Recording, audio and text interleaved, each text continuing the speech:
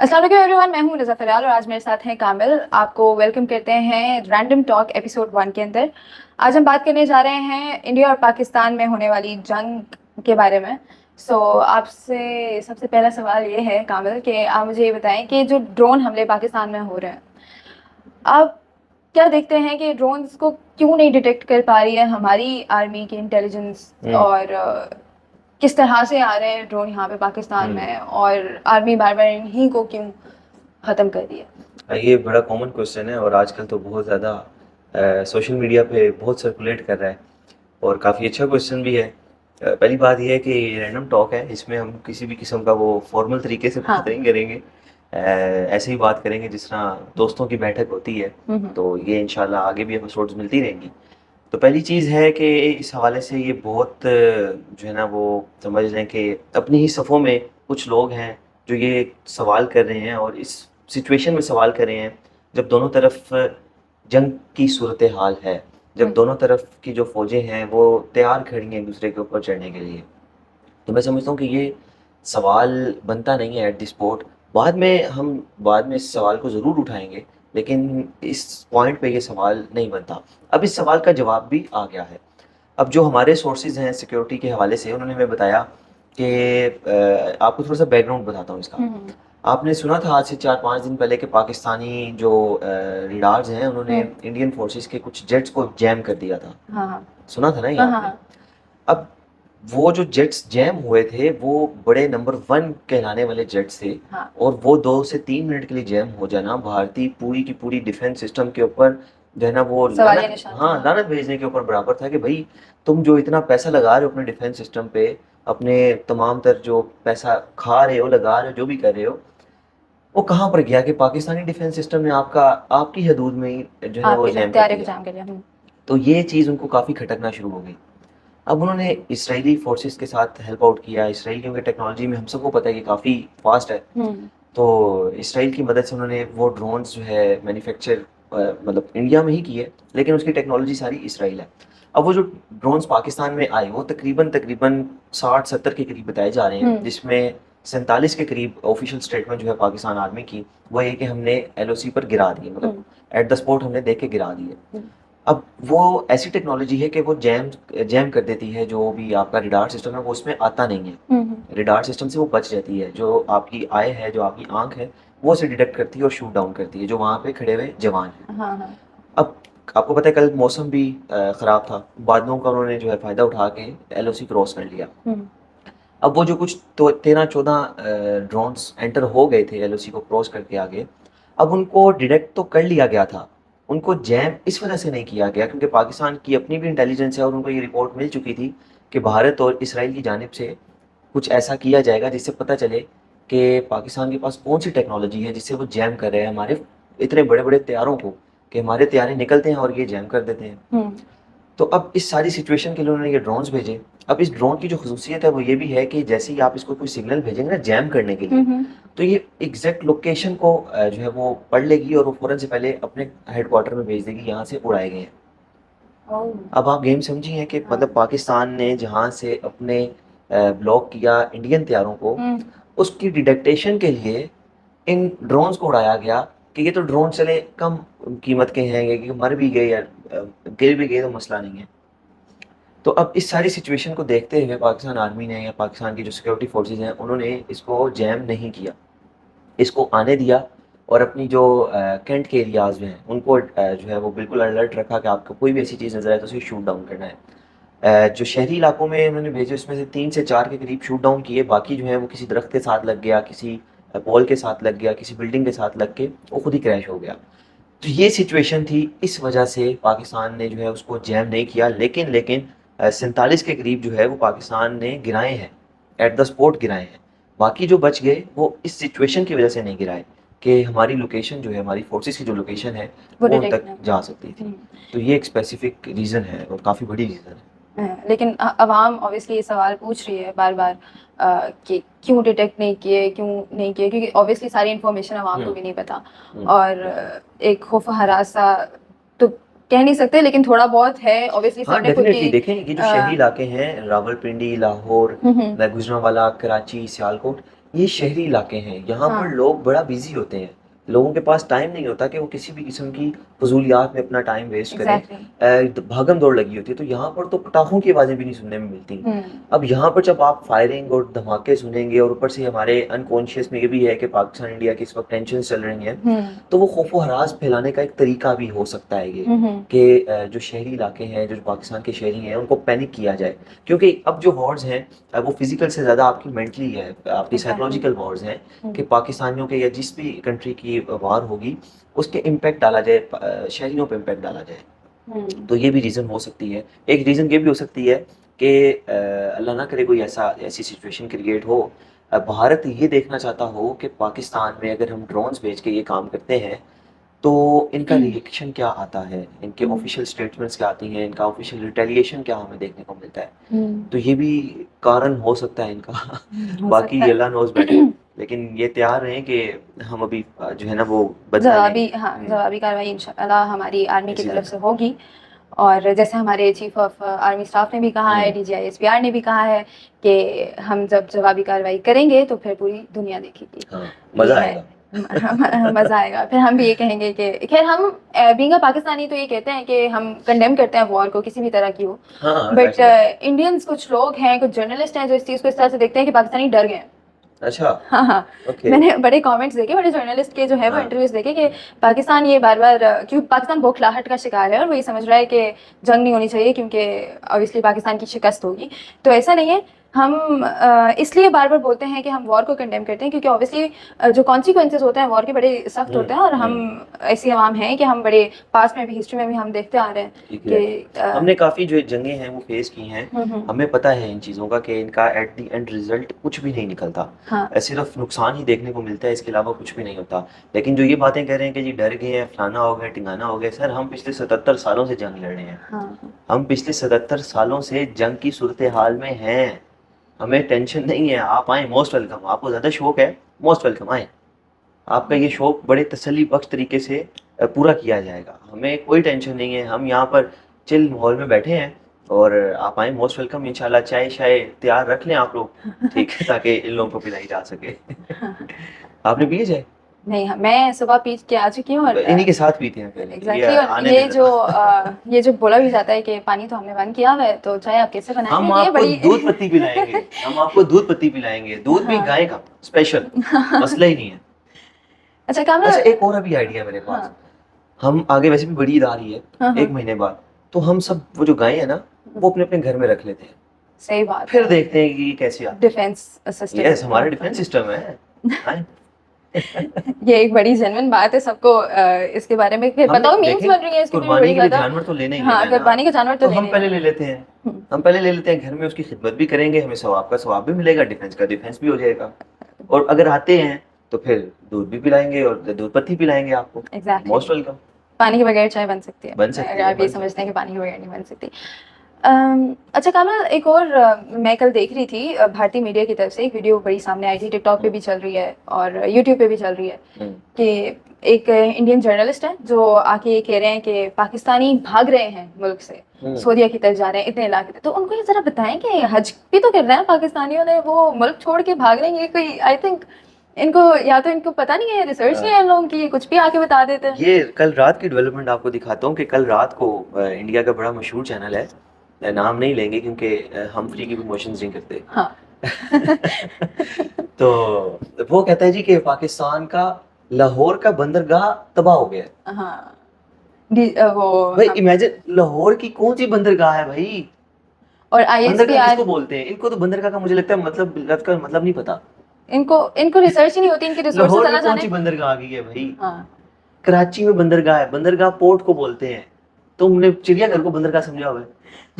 उनके और एक मुताबिक और चीज भी, हाँ, वो कहते हैं रात को आसिम मुनीर साहब को गिरफ्तार कर, किसने गिरफ्तार कर लिया? हाँ, ये हमें भी नहीं पता कि क्या हो रहा है, ये आप लोगों को पता नहीं कहाँ से कौन ये से आसिम मुनीर साहब को भी नहीं पता, ये भी वो भी ये कह रहे होंगे आए। हाँ, हाँ, ये मुझे कब किया गिरफ्तार। उनको आई थिंक इंडियन मीडिया को अपने रिसोर्सेज चेक करने चाहिए सबसे पहले कि वो ले कहाँ से रहे हैं। वो कुछ भी फैब्रिकेट करके आप बता देंगे, हेट फैला देंगे। और ये वही इनकी वही मिसाल है कि वो एक बार पाकिस्तानी न्यूज़ एंकर हैं, वो बता रही थी कि हमें न्यूज़ ब्रेक करने को दी गई और फौरन से हमें न्यूज़ मिली कि पाकिस्तान में घोड़ा मर गया। उन्होंने जी हेडलाइंस बना ली, उन्होंने जो है ना सब कुछ रेडी कर लिया, घोड़ा मर गया, घोड़ा मर गया। तो बीपर के लिए जब बुलाया गया, तो बीपर पे जब रिपोर्टर ने कहा कि जी इस वक्त हम जो सड़क पे मौजूद हैं, यहाँ पर घोड़ा मरा पड़ा है, तो आगे से न्यूज़ एंकर कहती है कि घोड़े का नाम क्या है, किस कंट्री का है? वो कहता है जी जी घोड़ा मरा पड़ा है, घोड़ा नहीं। इनकी वो वाली मिसाल है, घोड़े को घोड़ा बना के ना वो पेश कर देते हैं। कुछ भी बोल देते हैं। और आजकल हम ये भी देख रहे हैं बड़ा कि इंडियन मीडिया हो गया, सेलिब्रिटीज़ हो गए, बड़ा इसके ऊपर जश्न मना रहे हैं कि जो 7 मई को जो हुआ, इसमें जितने बच्चे शहीद हुए और कुछ हमारे सिविलियंस शहीद हुए, कुछ लोग जख्मी हुए, इस चीज़ को सेलिब्रेट किया जा रहा है प्रॉपर तरीके से कि वाओ आपने बड़ा कोई 3 मार दिए इंडियन आर्मी, और नीचे लिखा जा रहा है प्रॉपर हैप्पी दिवाली। हमने पहलगाम अटैक पे आई थिंक मैंने नहीं देखा किसी भी इन्फ्लुएंसर को, कंटेंट क्रिएटर को, कि वो इस तरह से मजाक उड़ा रहा हो या लिख रहा हो नीचे कमेंट में ईद मुबारक और समथिंग लाइक दैट।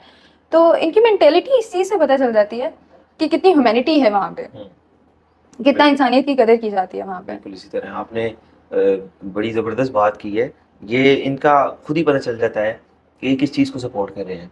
हमने तो पहलगाम वाले अटैक में कंडेम किया उस चीज़ को, और न्यूट्रल तरीके से इंक्वायरी की भी ऑफर की, ठीक है। और ये निहत्ते शहरियों को, जो सिविलियंस हैं जिनका कोई ताल्लुक नहीं है, 7 साल का बच्चा, उसको क्या पता कि यार ये क्या चीज़ होती है, उसको मार के कह रहे हैं दहशतगर्दों को मार दिया।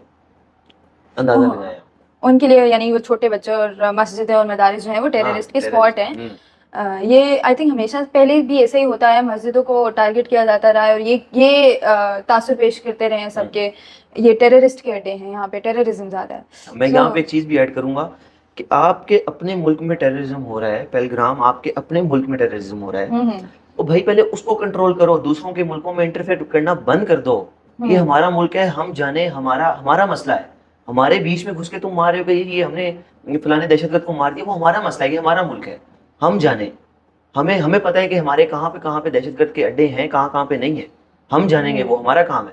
तुम लोग अपने मुल्क की हिफाजत करो, और स्पेशली जो इनके शहरी हैं वो इनसे सवाल करें कि भाई तुम दूसरों के मुल्क में क्यों इंटरफेयर कर रहे हो, पहले अपने मुल्क की तो हिफाजत कर लो। पहलगाम में कोई आधा पौना घंटा वहां पर फायरिंग होती रही, 1 किलोमीटर के फासले पर आर्मी कैंप मौजूद था, क्यों नहीं निकली आपकी आर्मी? निकल के रिटेलिएट करती उसी वक्त, एट द स्पॉट करती। ये सवाल इन अवाम को पूछना चाहिए, मोदी सरकार से पूछना चाहिए, अपने ये भी देखना चाहिए कि आपका इंटेलिजेंस का इदारा कहाँ पे सोया हुआ था उस टाइम पे जब ये सारा अटैक हुआ। नहीं, और एक अजीब और गरीब किस्म की ना जस्टिफिकेशन नहीं बनती नहीं है। अपने घर को पहले ठीक करो, फिर दूसरे के घर में इंटरफेयर करने की कोशिश करो ना। अपने घर आपके उजड़े पड़े हैं और दूसरों के घरों में जाके आप जी फलानी जगह आपकी वो वैसे है, फलानी जगह वो वैसे है, खुद आपके घर में जो है ना वो सफाया हुआ नहीं हुआ। पहले अपने घर को तो साफ कर लो, फिर दूसरों के घरों में इंटरफेयर करो। और इंटरफेयर करने के ना बड़े तरीके होते हैं, एक लीगल तरीके से इंटरफेयर किया जाता है। अगर आपको किसी टेररिज्म सपोर्ट का पता है तो आप डिप्लोमेटिक तरीके से उसको अप्रोच करते हैं कि जी सर, मिस्टर प्राइम मिनिस्टर, आपका इस जगह पर टेररिज्म का अड्डा है, हमें रिपोर्ट मिली है, इसको चेकआउट करें। वो हमारा काम है, वो हमारी इंटेलिजेंस का काम है, वो हमें पता होगा, ठीक है। आपका काम नहीं है, आपका काम अपने मुल्क की हिफाजत करना है। आप पहले पहलगाम को बचाएं, आप पहले जम्मू को बचाएं, आप अपने अंदर खालिस्तान को बचाएं, फिर हमारे यहाँ के बात करें। और मैं ये भी ऐड करूंगी, उसके बाद जाके आप जम्मू को जो है वो एक टूरिस्ट स्पॉट बनाएं। हाँ, नहीं जम्मू तो बस अब हमारा है, टेंशन नहीं है। बाकी वहाँ के लोगों के लिए तो कुछ कर नहीं सके, और टीटो पार्टियां लेना। हाँ, ये बोला जा रहा है कि आप मुसलमानों ने किया है या पाकिस्तानियों ने किया है। अरे एक बचगाना ही बात मुझे लगी थी जब ये सारा सीन हुआ था। खैर, अभी की जो सिचुएशन बनी हुई है पाकिस्तान की, आपको क्या लगता है कि पाकिस्तान रिटेलिएशन में कब तक जवाब देगा? पाकिस्तान रिटेलिएट करेगा। रात को भी ख्वाजा आसिफ साहब जो हमारे वज़ीर दिफा हैं, उन्होंने बड़ा मज़े का बयान दिया कि पहलगाम के टेररिस्ट अटैक के बाद भारत ने तकरीबन 2 हफ्ते का टाइम लिया और उसके बाद जो है पाकिस्तान पे अटैक किया, रिटेलिएट नहीं किया, अटैक किया। तो अब पाकिस्तान का आप इंतज़ार करें। यहाँ पे एक चीज़ मैं और ऐड करूँगा कि जब भारत ने एटमी धमाके किए थे तो उसके 17 दिन बाद पाकिस्तान ने अपने धमाके किए थे, और वो जो 17 दिन थे उसमें कई एक प्रोटेस्ट देखने को मिले, कई एक जगहों पे पुतले जलाए गए मौजूदा हुकूमत के हवाले से, कई जगहों पर जो है हुकूमत को, फ़ौज को बड़ा बुला कहा गया। मतलब काफ़ी किस्म का अपने ही सफ़ों में लोगों ने आग लगाने की कोशिश की। लेकिन जब 17 दिन बाद धमाके किए गए तो पूरी दुनिया हिल के रह गई थी, पूरी दुनिया चौंक गई थी कि वो मुल्क जिसने कर्जे लिए हुए थे, वो मुल्क जिसके पास खाने को कुछ नहीं था, उसने भारत से 2 ज़्यादा धमाके करके हिला डाला था।